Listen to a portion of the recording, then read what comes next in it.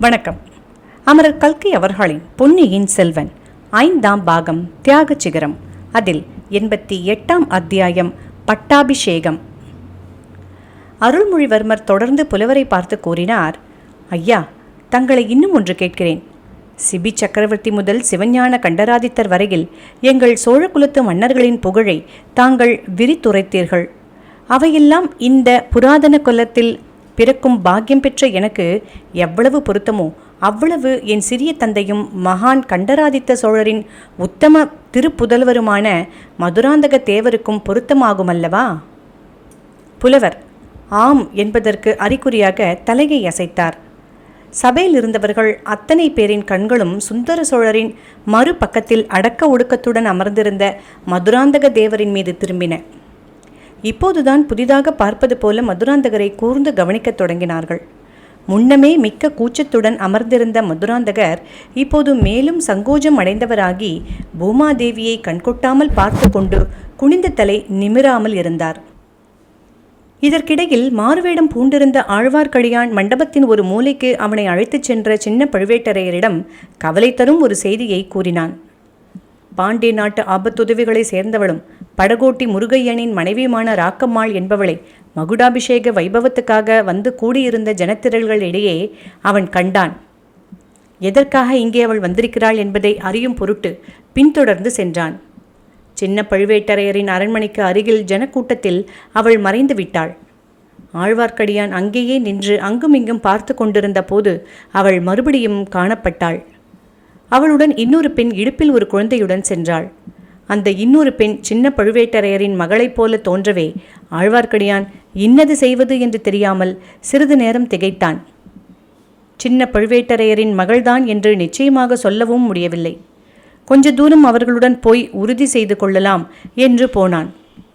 கூட்டத்தில் அவர்களை பின்தொடர்ந்து போவது எளிய காரியமாக இல்லை. அவன் பின்தொடர்ந்து வருகிறான் என்பதை ராக்கம்மாளும் கவனித்திருக்க வேண்டும். அவள் திடீரென்று கூட்டத்துக்கு மத்தியில், ஐயையோ, இந்த ஆள் எங்களை தொந்தரவு செய்கிறான், பெண்களை தொடர்ந்து வந்து தொல்லை கொடுக்கிறான் என்று கூச்சலிட்டாள். உடனே அங்கு நின்ற ஜனங்களில் பலர் ஆழ்வார்க்கடியானை சூழ்ந்து கொண்டு அவனை கண்டிக்க தலைப்பட்டார்கள். அவர்களிடம் ஆழ்வார்க்கடியான் அப்படியொன்றும் தான் செய்யவில்லை என்றும், இவர்கள் எல்லோரையும் போல நானும் மகுடாபிஷேக காட்சிகளை பார்க்க வந்தவன் என்றும் சத்தியம் செய்து கூறினான். அவனை சூழ்ந்து கொண்ட ஜனத்திரளை சமாதானப்படுத்திவிட்டு அவன் வெளியேறுவதற்குள் ராக்கம்மாளும் இடுப்பில் குழந்தையோடு கூடிய மற்றொரு பெண்ணும் மறைந்து விட்டார்கள். ஆழ்வார்க்கடியான் கோட்டை வாசல் வரையில் அவர்களை தேடிக்கொண்டு சென்றான். கோட்டை வாசலுக்கு சற்று தூரத்தில் ஒரு மூடு பல்லக்கில் குழந்தையுடன் கூடிய பெண் ஏறிக்கொண்டிருப்பதை கண்டான். பல்லக்கை சூழ்ந்து 4 குதிரை வீரர்கள் நின்றார்கள். பல்லக்கில் அப்பெண் ஏறியதும் பல்லக்கும் குதிரைகளும் விரைந்து போகத் தொடங்கின. மேலும் அவர்களை தொடர்ந்து போகலாமா என்று யோசிப்பதற்குள் மகுடாபிஷேகத்தை பார்ப்பதற்காக வந்து கொண்டிருந்த ஒரு பெரிய ஜன கும்பல் ஆழ்வார்க்கடியானை இடித்து தள்ளி கொண்டு வந்து வெகு தூரம் கோட்டைக்குள் கொண்டு வந்து சேர்த்துவிட்டது. அந்த செய்தியை கோட்டை தளபதியிடம் உடனே தெரிவிப்பது முக்கியமானது என்று கருதி ஆழ்வார்க்கடியான் பட்டாபிஷேக மண்டபத்துக்கு வந்து சேர்ந்தான். அருள்மொழிவர்மரின் கட்டளையின் பேரிலேயே தான் இவ்வாறு மாறுவேடம் பூண்டிருப்பதாயும், ஜனக்கூட்டத்தில் அங்குமிங்கும் திரிந்து ஜனங்கள் என்ன பேசிக்கொள்கிறார்கள் என்பதை அறிந்து வந்து தம்மிடம் சொல்லும்படி பொன்னியின் செல்வர் பணித்ததாயும், அந்த கடமையை நிறைவேற்றி வரும் சமயத்திலே மேற்சொன்ன நிகழ்ச்சியை தான் காணும்படி நேர்ந்ததென்றும் ஆழ்வார்க்கடியான் விளக்கிய பிறகு சின்ன பழுவேட்டரையர் அவனுடைய வார்த்தைகளில் பூரண நம்பிக்கை கொண்டார். தன்னுடைய மகளாகிய பழைய மதுராந்தகன் மனைவியை பற்றி அவருக்கு முன்னமே கவலை இருந்து வந்தது. திருமலை கூறிய செய்தி அவருக்கு திகிலை விளைவித்து மனக்குழப்பத்தையும் உண்டாக்கிவிட்டது.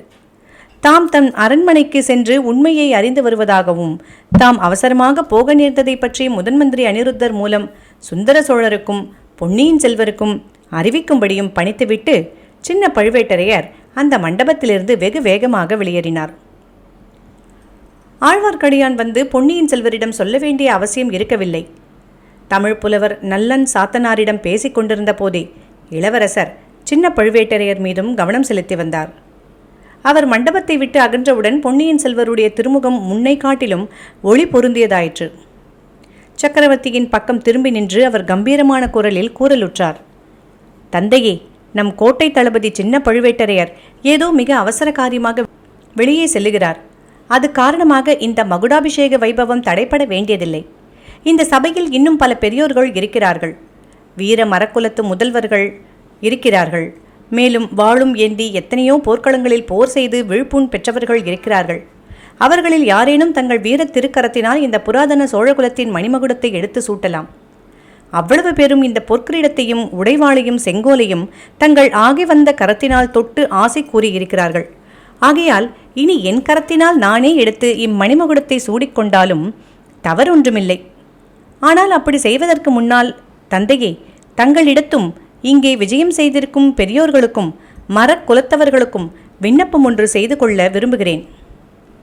புறாவின் உயிரை காப்பதற்காக சதையை அறிந்து கொடுத்த சிபி சக்கரவர்த்தியின் பரம்பரையில் வந்தவன் நான். அதனால் நம் குலத்தவர் அனைவரையும் போல செம்பியன் என்ற குலப்பெயர் பெற்றிருக்கிறேன். கன்றுக்குட்டியை இழந்த பசுவுக்கு நீதி வழங்கும் பொருட்டு மகனுக்கு மரண தண்டனை விதித்த மனுநீதி சோழரின் வம்சத்தில் வந்தவன் நான். நம் குலத்து முன்னோர்கள் அனைவரும் போர்க்களத்தில் புறமுதுக்கிடாத வீரர்கள் என்று புகழ் பெற்றது போலவே நீதி நெறியிலிருந்து அணுவளவும் தவறாதவர்கள் என்ற புகழையும் அடைந்து வந்திருக்கிறார்கள்.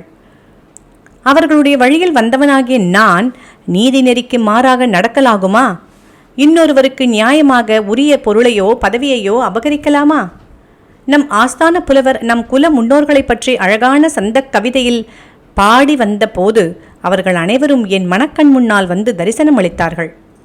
ராஜகேசரிகளும் பரகேசரிகளும் வரிசை வரிசையாக நின்று காட்சி தந்தார்கள். நலங்கிள்ளியும் நெடுங்கிள்ளியும் பெருங்கிள்ளியும் கோச்செங்கனாரும் என்னை கருணை ததும்பும் கண்களால் நோக்கி, எங்கள் குலத்தில் உதித்த மகனே, இந்த சிங்காதனம் உனக்கு உரியதா என்று சிந்தித்துப் பார் என்றார்கள். விஜயாலயரும் ஆதித்தரும் பராந்தகரும் ராஜாதித்தரும் என்னை வீர திருவிழிகளால் பார்த்து, குமாரா, நீ இந்த சிங்காதனத்தில் ஏறுவதற்கு உரியவனாக என்ன வீரச் செயல் புரிந்தாய், சொல் என்று கேட்டார்கள். நான் அவர்களுக்கு மறுமொழி சொல்ல தயங்கினேன். பின்னர் மனத்தை திடப்படுத்தி கொண்டு அவர்களை கைகூப்பி வணங்கி விண்ணப்பித்துக் கொண்டேன். சோழகுலத்து முதல்வர்களே, நீங்கள் செய்த அரும்பெரும் செயல்களில் 1000ல் 1 கூட நான் செய்யவில்லை.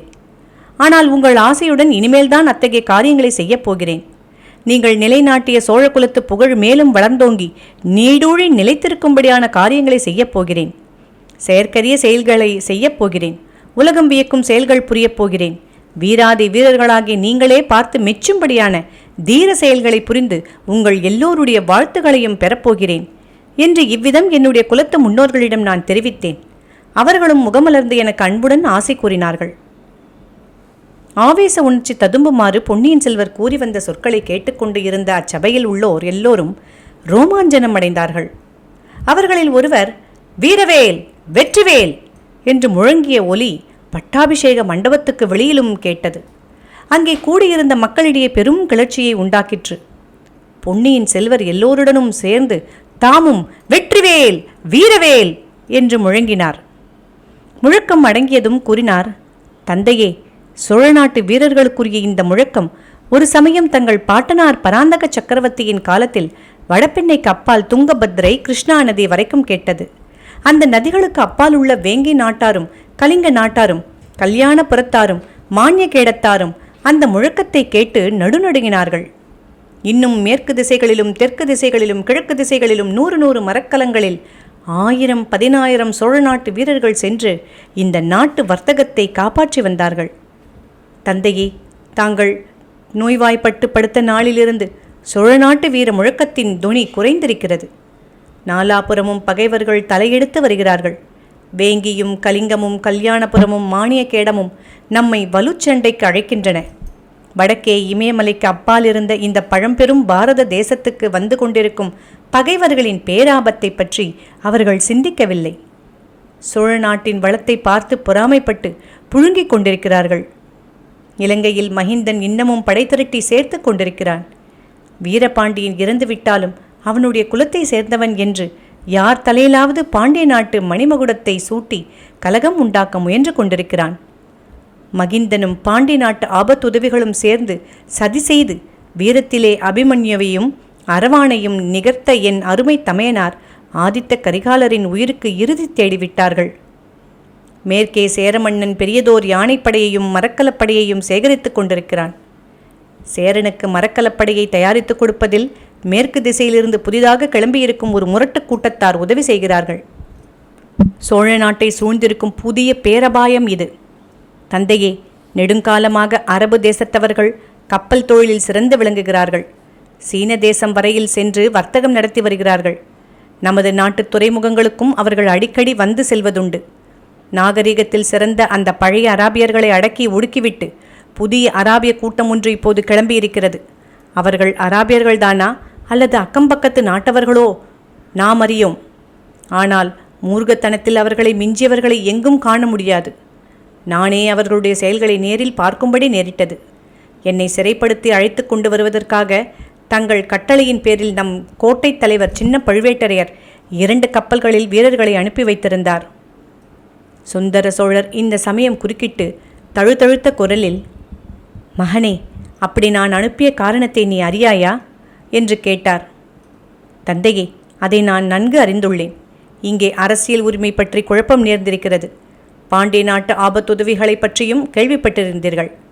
ஆகையால் என்னை பத்திரமாக தங்களிடம் கொண்டு சேர்ப்பதற்காகவே சிறைப்படுத்தி கொண்டு வரச் சொன்னீர்கள். என் மீது தங்களுடைய அளவில்லாத அன்பும் பரிவும்தான் அத்தகைய கட்டளையிடும்படி செய்தது. எல்லோருக்கும் அது நன்கு தெரியட்டும் என்றுதான் இங்கே சொல்கிறேன். அப்படி என்னை சிறைப்படுத்த வந்த நம் வீரர்கள் 100கணக்கானவர்கள். ஈழ நாட்டு கடற்கரையில் உடைந்த கப்பலிலிருந்து வந்து ஒதுங்கியிருந்த அராபியர்களோ 10 பேருக்கு மேல் இருக்க மாட்டார்கள். நம் வீரர்களில் எத்தனை பேரை அவர்கள் திடீரென்று தாக்கி கொன்றுவிட்டார்கள் என்பதை பார்த்த நான் அடைந்த வேதனை இன்னமும் என் மனத்தை விட்டு அகலவில்லை. அந்த புதிய அராபிய சாதியார் சேர மன்னனுக்கு கப்பல் கட்டுவதில் உதவி செய்கிறார்கள். அது மட்டுமல்ல, கலிங்க நாட்டாருடன் தொடர்பு கொண்டு இருக்கிறார்கள். 3 நாட்டாரும் சேர்ந்து சோழ நாட்டு கடல் வாணிபத்தை அடியோடு அழித்துவிட தீர்மானித்திருக்கிறார்கள். கடல் கொள்ளைக்காரர்களின் அரபு நாட்டவராயிருந்தால்தான் என்ன, அல்லது நம்முடன் எத்தனையோ விதத்தில் தொடர்பு கொண்ட சேர தேசத்தவராயிருந்தால்தான் என்ன, நம் கடல் வாணிகத்தை காப்பாற்றிக் கொள்ள வேண்டுமானால் நமது கடற்படையை பெருக்கிக் கொள்ள வேண்டும். 1000 புதிய மரக்கலங்களை கட்ட வேண்டும். புதிய புதிய மாலுமிகளை பழக்க வேண்டும். கப்பலில் இருந்து கொள்ளைக்காரர்களுடன் போரிடக்கூடிய வீரர்களை சேர்க்க வேண்டும். கீழிக்கடலில் உள்ள தீவுகளில் எல்லாம் புலிக்கொடியை நாட்டி ஆங்காங்கே நம் வீரர்களை நிறுத்தி வைக்க வேண்டும். தந்தையே, இந்த காரியங்கள் எல்லாம் செய்வதாக நம் குலத்து முன்னோர்களுக்கு நான் வாக்குறுதி அளித்திருக்கிறேன். அதை நிறைவேற்றுவதற்கு தங்களுடைய அனுமதி வேண்டும். இந்த சபையில் உள்ள பெரியோர்களின் சம்மதமும் வேண்டும்.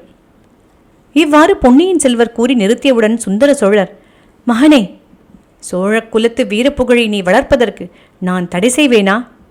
சோழ நாட்டு கடல் வாணிபத்தை பாதுகாப்பதற்கு இந்த மகா சபையில் உள்ள பெரியவர்கள் தான் தடை சொல்லப் போகிறார்களா என்றதும் மீண்டும் அச்சபையில் வெற்றிவேல், வீரவேல் என்று முழக்கம் எழுந்தது. தந்தையே, தாங்களும் இச்சபையோரும் தடை சொல்ல மாட்டீர்கள். நான் ஏற்கும் காரியங்களில் வெற்றியடைய வேண்டும் என்று ஆசை கூறியும் அனுப்புவீர்கள். தங்கள் ஆசை நிறைவேறி நான் எடுத்த காரியங்களில் வெற்றி கிடைக்க வேண்டுமென்றால் முதலில் என் உள்ளத்தில் நிம்மதி ஏற்பட வேண்டும். நேர்மையற்ற காரியம் எதையும் நான் செய்யவில்லை. என் குலத்து முன்னோர்கள் அங்கீகரிக்க முடியாத செயல் எதுவும் நான் புரியவில்லை. பிறருக்கு உரியதை நான் ஆசையினால் அபகரித்து கொண்டு விடவில்லை என்ற உறுதியை நான் அடைய வேண்டும். குல தர்மத்துக்கு ஒவ்வாத காரியத்தை இங்கே நான் செய்துவிட்டு புறப்பட்டேனானால் என் உள்ளம் என்னை வருத்தி கொண்டே இருக்கும். பகைவர்களிடம் போரிட்டு எப்படி வெற்றி கொள்வேன்? தர்மத்தை நிலைநாட்ட போராடுகிறோம் என்ற நம்பிக்கை என் மனத்தில் எப்படி ஏற்படும்? 300 தடவை இலங்கை சிங்காதனத்தை நான் கவர்ந்து கொள்ள ஆசைப்பட்டதாக ஒரு பெரும் வதந்தி ஏற்பட்டது. குழந்தாய், அதை யாருமே நம்பவில்லையே. நீ அத்தகைய குற்றத்தை செய்யக்கூடியவன் என்று எவரும் எண்ணவில்லையே என்றார் சக்கரவர்த்தி. தாங்கள் நம்பியிருக்க மாட்டீர்கள் தந்தையே. ஆனால் அத்தகைய பேச்சு என் காதில் விழுந்ததும் என் மனம் எவ்வளவோ வேதனைப்பட்டது. ஈழ நாட்டு பிக்ஷுக்கள் எனக்கு அளித்த மணிமகுடத்தை நான் வேண்டாம் என்று மறுத்தளித்ததை என் நண்பர்கள் 2 அறிவார்கள். அவர்கள் அப்போது என் அருகிலேயே இருந்தார்கள். சபையில் இருந்த புத்த பிக்ஷுக்களின் தலைவர், ஆம் ஆம், நாங்களும் அதை அறிவோம் என்று சொன்னார். ஒரு பொய்யான அவதூறு என் உள்ளத்தில் அவ்வளவு வேதனையை உண்டாக்கியது. அதை தாங்கள் நம்பவில்லை என்றால் நம்பியவர்கள் சிலரும் இருந்தார்கள். உண்மையாகவே நான் இப்போது இன்னொருவருக்கு உரிமையாக வேண்டிய சிங்காதனத்தை அபகரித்து கொண்டேன் என்றால் அதனால் இந்த சோழ குலத்துக்கு எத்தனை அபகீர்த்தி உண்டாகும்? என் வாழ்நாள் எல்லாம் அதை பற்றி வேதனைப்பட்டு கொண்டே இருப்பேன். வேறு எந்த பெரிய காரியத்திலும் மனத்தை செலுத்த முடியாது. உற்சாகமாக செய்யவும் முடியாது.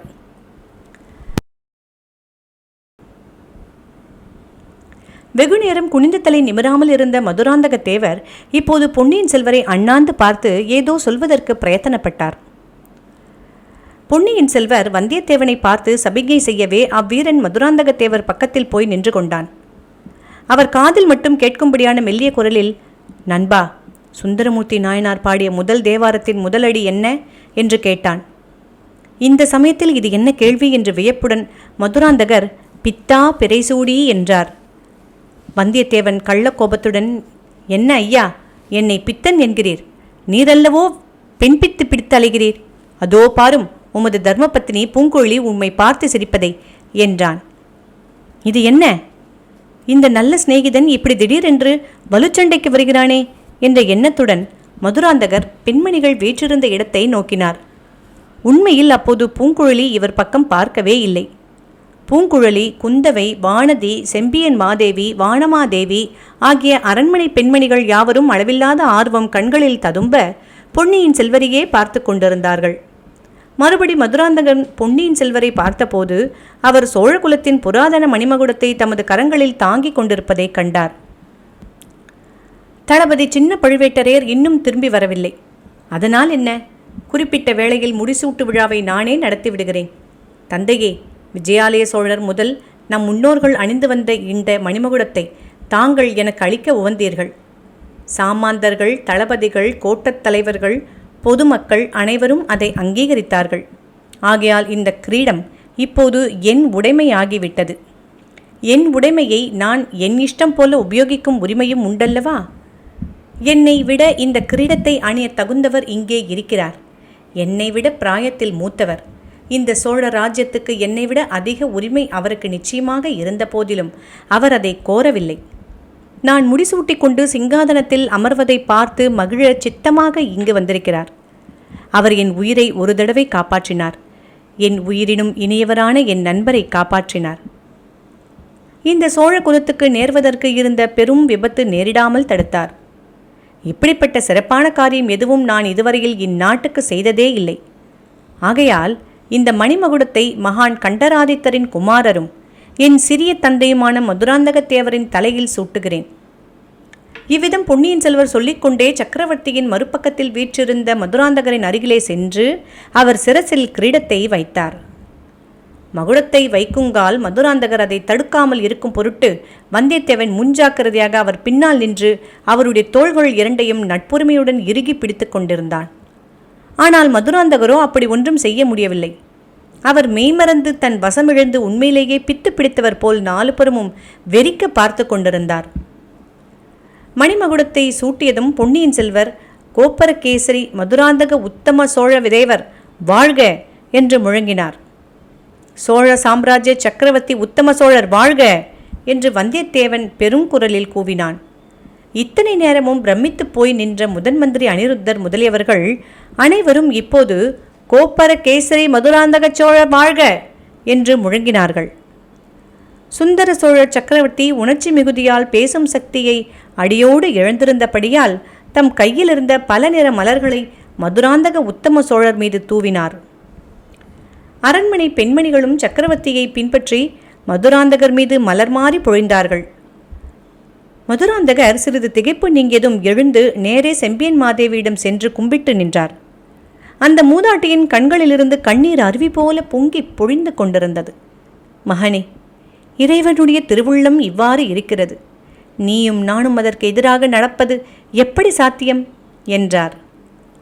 பொன்னியின் செல்வர் சபையில் கூடியிருந்த மற்ற புலவர் பெருமக்கள், பட்டர்கள், பிக்ஷுக்கள் ஆகியவர்களை பார்த்து, நீங்கள் இனி உங்கள் வாழ்த்துக் கவிதைகளை உச்சிதப்படி மாற்றிக்கொண்டு சொல்லுங்கள் என்றார். அவர்களும் அவசர அவசரமாக வாழ்த்துக் கவிதைகளை மாற்றி அமைத்துக் கொண்டு பாடத் தொடங்கினார்கள்.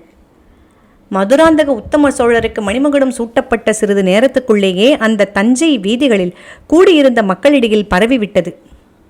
அது விரைவாக பரவுவதற்கு வந்தியத்தேவனும் ஆழ்வார்க்கடியானும் பெரிதும் காரணமாக இருந்தார்கள். பொன்னியின் செல்வர் கட்டளைப்படி அவர்கள் வீதிகளில் ஆங்காங்கே ஆட்களை நிறுத்தியிருந்தார்கள். அவர்களிடமெல்லாம் அவசரமாக சென்று சொல்லி, கோப்பர கேசரி உத்தம சோழர் தேவர் வாழ்க என்று முழங்க செய்தார்கள். இளவரசர் அருள்மொழிவர்மர் தமக்கு அளிக்கப்பட்ட ராஜ்யத்தை தம் சிறிய தந்தை மதுராந்தகருக்கு அளித்து விட்டார் என்றும், கடற்கொள்ளைக்காரர்களை அடக்குவதற்காக பெரிய கப்பல் படை சேர்த்து கொண்டு சீக்கிரம் புறப்படப் போகிறார் என்றும் வாய்மொழியான செய்தி மக்களிடையே விரைந்து பரவி கொண்டிருந்தது. சிலர் இதை உடனே நம்பினார்கள். பொன்னியின் செல்வரின் பெருங்குணத்தை இது உகந்ததே என்று அவர்கள் கருதினார்கள்.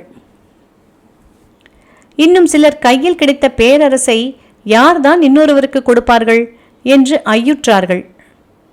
ஏக காலத்தில் பலவாறு பேசிய 10,000கணக்கான குரல்களும் வாழ்க வாழ்க என்னும் முழக்கங்களும் சேர்ந்து புயற்காற்று அடிக்கும்போது அலைகடலில் கிளம்பும் பேரொலியைப் போல ஒலித்தன.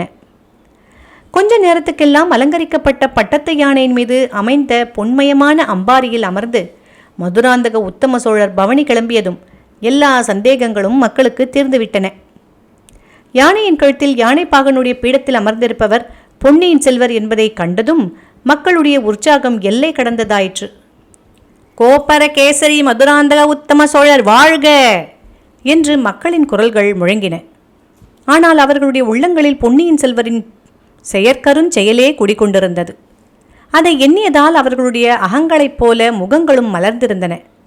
பொன்னியின் செல்வர் மணிமகுடம் சூட்டிக்கொண்டு பவனி வந்தால் மக்கள் எவ்வளவு குதூகலத்தை அடைந்திருப்பார்களோ அதைவிட பன்மடங்கு அதிகமான குதூகலத்தை இப்போது வெளியிட்டார்கள். இமயமலை சிகரத்தில் புலி இலச்சினையை பொறித்த கரிகால் பெருவளத்தானை பொன்னியின் செல்வர் மிஞ்சிவிட்டார் என்றும், தியாக சிகரத்தில் இவர் தமது இலச்சினையை என்றும் அழியாத வண்ணம் பொறித்துவிட்டார் என்றும் அறிஞர்கள் மகிழ்ந்தார்கள். சாதாரண மக்களோ அப்படியெல்லாம் அணி அலங்காரங்களையும் உபமான உபமேயங்களையும் தேடிக்கொண்டிருக்கவில்லை. மதுராந்தகர் தலையில் மணிமகுடத்தை சூட்டிவிட்டு பொன்னியின் செல்வர் பட்டத்து யானையை ஒட்டி கொண்டு செல்லும் காட்சி அவர்கள் உள்ளத்தை பரவசப்படுத்திவிட்டது. ஆடிக்கொண்டும் பாடிக்கொண்டும் சிரித்துக்கொண்டும் வாழ்த்திக்கொண்டும் ஒருவரையொருவர் கட்டித் தழுவிக்கொண்டும் மலர்களை தூவிக்கொண்டும் மஞ்சள் நிற அட்சதையை வாரி இறைத்துக் கொண்டும் மக்கள் ஒரே கோலாகலத்தில் தங்களை மறந்து ஆழ்ந்திருந்தார்கள். இவ்விதம் குதூகலத்தினால் மெய்மறந்து கூத்தாடிக் கொண்டிருந்த மாபெரும் ஜனக்கூட்டத்தின் இடையே பட்டத்து யானையை செலுத்திக் கொண்டு போவது எளிய காரியமில்லை. பொன்னியின் செல்வரும் அவசரப்படாமல் ஜனங்களின் குதூகலத்தை தாமும் பார்த்து கவனித்துக் கொண்டு அங்கங்கே அறிமுகமான முகம் தென்பட்ட போதெல்லாம் ஏதேனும் வேடிக்கையாக பேசிக்கொண்டும் மெல்ல மெல்ல யானையை செலுத்திக் கொண்டு போனார். வீதி வலம் முடிந்து அரண்மனைக்கு திரும்புவதற்குள் மாலை மயங்கி முன்னிரவு வந்துவிட்டது. வானத்து விண்மீன்களுடன் வீதிகளில் ஏற்றிய தீபங்கள் போட்டியிட்டு பிரகாசித்தன. அரண்மனை மேலே இருந்து மலர் மாறி பொழிந்தது. யானைப்பாகா, யானைப்பாகா என்று ஓர் இனிய குரல் கேட்டது. பொன்னியின் செல்வர் அண்ணாந்து பார்த்தபோது வானதியின் புன்னகை மலர்ந்த முகம் அங்கே தோன்றியது. பெண்ணே, அஞ்ச வேண்டாம். மதுராந்தக உத்தம சோழரின் தர்ம ராஜ்யத்தில் யானையும் புலியும் கலந்து உறவாடும், பூனையும் கிளியும் கொஞ்சி குலாவி கூடி விளையாடும் என்றார் பொன்னியின் செல்வர். இதோடு இந்த அத்தியாயம் முடிவுற்றது.